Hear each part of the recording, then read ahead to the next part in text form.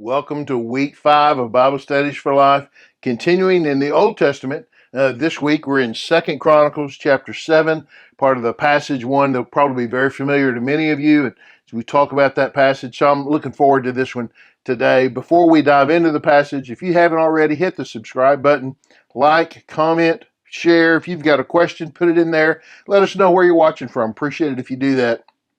You want to support what we're doing, go to exposedtochrist.com, give.exposedtochrist.com, and you can be a part of supporting the ministry of teaching as well as the mission work. All right, let's look at 2 Chronicles 7. All right, this is dedication of the temple. Solomon is the king. Now, David was king. David has died. His son Solomon has become king. Solomon has built the temple, and they're having the dedication time for this, right? Solomon has prayed, and here we go. When Solomon finished praying, fire descended from heaven and consumed the burnt offering and the sacrifices, and the glory of the Lord filled the temple. The priests were not able to enter the Lord's temple because the glory of the Lord filled the temple of the Lord. And all the Israelites were watching when the fire descended and the glory of the Lord came on the temple. They bowed down on the pavement with their faces to the ground. They worshiped and praised the Lord, for he is good, for his faithful love endures forever. What a scene, right? The temple is there. It's been built. It's been dedicated. Solomon has prayed. And then when he finishes praying, fire descends from heaven, consumes the burnt offering, the sacrifices. That had to be something, right? And then this, the glory of the Lord filled the temple. I want you to notice this. It says this, the glory of the Lord filled the temple there in verse 2. The glory of the Lord filled the temple, right? And here, verse 3, the glory of the Lord came on the temple. It's been pretty clear that's what happened, right? Now, what in the world does that mean? Have you thought about that? What does it mean? The glory of the Lord filled the temple. So much so, it says that the priests couldn't even go in. Almost like there was no room. It was just God's glory there. And clearly, people are watching, right? They see the fire descend, and they see the glory of the Lord filling the temple, right? And so they do what everybody ought to do, right? They bow down with their faces to the ground, and they worshiped and praised, and they sang, for he is good, his faithful love, his covenant love endures forever. What does it mean in real terms? The glory of the Lord filled the temple. Well, I've got an answer for you. I don't have any clue. I don't know what that means. Honestly, I don't.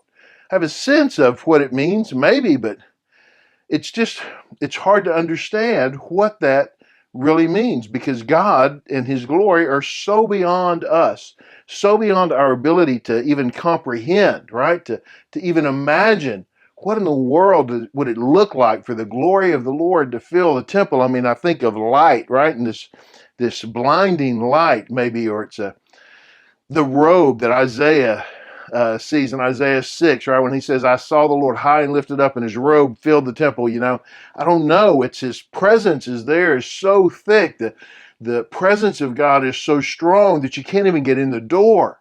You're afraid to go in the door because of what might happen if you were to step into the glory of the Lord like that. I don't know what it means, but what a scene that had to be, right? What a scene. You talk about a spiritual highlight of your entire life is right there. Right? There'd never been anything like that, and there would never be anything like that afterwards if you were there when you saw it, right? What an amazing experience. Have you ever had an experience in worship? Or maybe not in a worship service, but with the Lord, when you sensed his presence so thick, I don't know the word to use there, so heavy, the presence of the Lord so apparent, you knew you were in God's presence. This is probably nothing compared to what happened here, right? You think of your greatest experience with the Lord. It might be neat for a few people to share a time when they experienced God's presence and they knew he was there, right there. I've been to some of those places, right? I think about being in ancient Philippi, and I've been to the place where they say Paul and Silas were in prison, and they were singing and praying, and then the Lord shook the building. And you sense, I've been at a place where God showed up. I've been on top of the Areopagus. Matter of fact, I was there last week on top of Mars Hill in Athens, where Paul stood and delivered an address to the Athenian philosophers. And man, you sense this is a place where God showed up, right? These are amazing, but to be in that place, this is beyond imagination, I think. Then the Lord appeared to Solomon at night and said to him, I've heard your prayer, and have chosen this place for myself as a temple of sacrifice. So the Lord has approved. I have chosen this place as a temple of sacrifice. He approves of what they have done, right? If I shut the sky, now this is okay.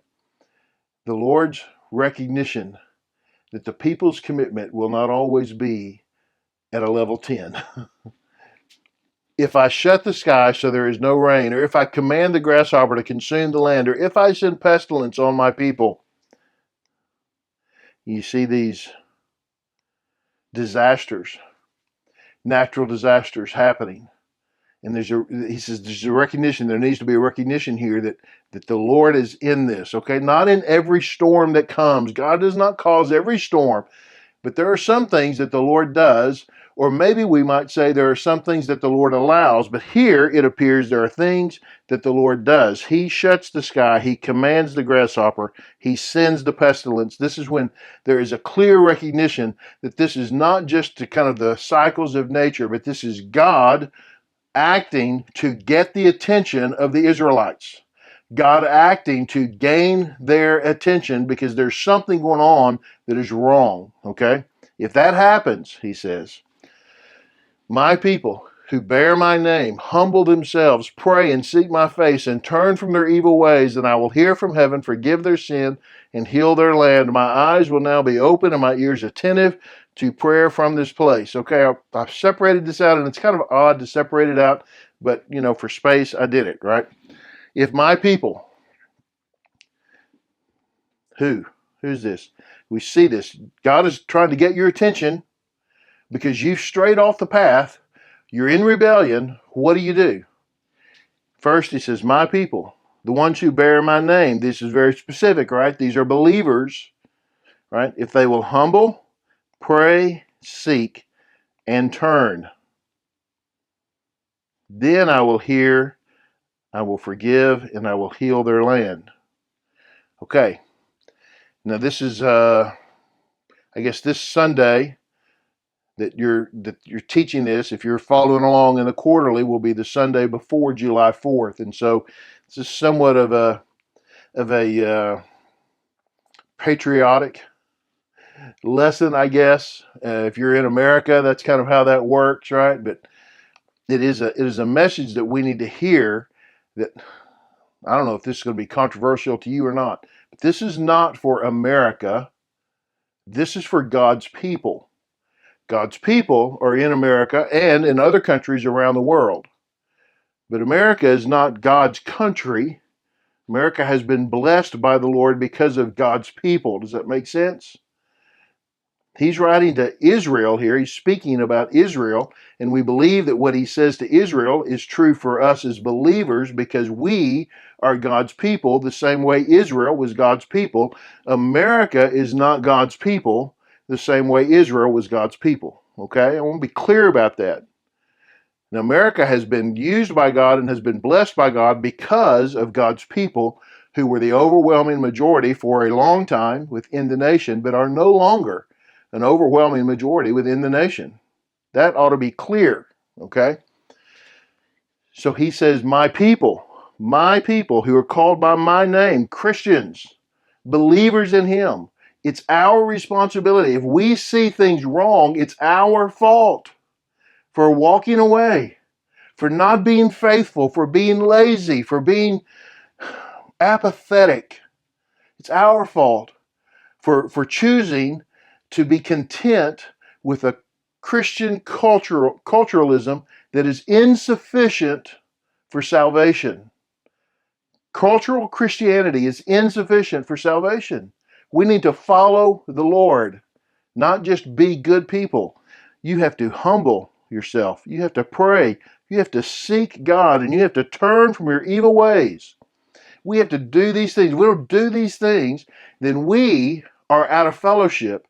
It does not matter about the nation. It does not matter about the world. It matters about the believer's life. And if a believer is out of fellowship, then here's what you do. You humble yourself. You stop saying, well, I'm pretty good. I'm better than everybody else around me. I mean, I'm better than most of the people around me. Humble yourself and realize I am not God. God is, and I have been wrong, and I need to pray and seek, which pray and seek are the same thing. To pray and seek his face, the same thing. I need to seek out the Lord. I need to turn from my sin, turn away from my sin and towards the Lord, and then God will hear. And maybe the reason God hasn't been hearing our prayers is because we haven't been humble. We haven't been turning from our evil ways. We want to just pray to the Lord and ask him to bless all of our activities instead of be repentant and humble and come to him as sinners in need of forgiveness. And then he will heal their land and forgive their sin. Okay, there's my rant. My eyes will now be open and my ears attentive to prayer from this place. The Lord says, I'll listen to prayers from here. And then later on here, the next part, and I have now chosen and consecrated this temple so that my name may be there forever. My eyes and my heart will be there at all times. As for you, if you walk before me as your father David walked, doing everything I've commanded you, and if you keep my statutes and ordinances, I will establish your royal throne as I promised your father David. You will never fail to have a man ruling in Israel. This is the words really to Solomon, right? I've chosen and consecrated the temple, right? And it says, I will be there at all times. The Lord will be in the temple. But look, he says, as for you, walk before me as David walked. He's your example. And then he says this, however, Solomon, if you turn away and abandon my statutes and my commands that I've set before you, and if you go and serve other gods and bow and worship to them, then I will uproot Israel from the soil that I gave them and this temple that I have sanctified for my name, and I will banish from my presence. I will make it an object of scorn and ridicule among all the peoples. This is a recognition that Solomon bears great responsibility, as the king does, the leader does for the people. The people bear this responsibility too. They will follow in line with him. So if you turn, right, if you turn away, he says, I will uproot them and I will banish them from my presence. They will be an object of scorn. And when we see this play out, when the northern kingdom of Israel goes into captivity, when Judah, the southern kingdom, goes into captivity to Babylon, we see this, right? The Syrians capture the northern and the Babylonians take the southern. We see this happen. There's an understanding from the Lord. You're probably going to turn. You're probably going to reject. You're probably going to. So, my people who bear my name humble themselves, pray, and turn from their evil ways. Hey, hope that's helped. God bless you. Kind of long today, I know, but I hope you have a great lesson. Thank you for teaching. God bless you for that. Be sure and subscribe, like, comment, share. We'll see you next time.